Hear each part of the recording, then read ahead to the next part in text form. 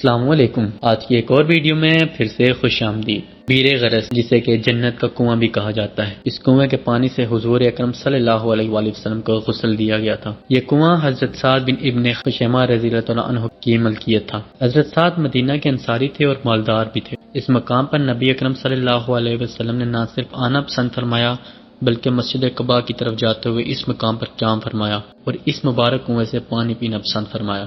تاریخ ہمیں بتاتی ہے کہ ایک بار اس کنویں کا پانی کھارا بھی ہو گیا تھا اور تقریباً سوکھنے کے قریب تھا، تو حضور صلی اللہ علیہ وآلہ وسلم نے اپنا لہاب دہن یعنی تھوک مبارک اس کنویں میں ڈالا، جس کی وجہ سے نہ صرف اس کا پانی میٹھا ہوا بلکہ پانی کی سطح بھی بلند ہو گئی اور آج تک اس کے پانی کی سطح بلند ہی ہے۔ یہ کنواں مدینہ میں موجود ہے۔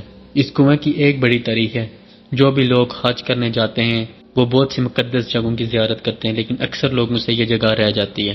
جب آپ صلی اللہ علیہ وسلم مسجد قباء کے لیے ہفتے کے دن اشراق کے نفل پڑھنے کے لیے جب روانہ ہوتے تھے تو آپ صلی اللہ علیہ وآلہ وسلم اس کنویں پر آرام فرماتے تھے اور پانی پیتے تھے۔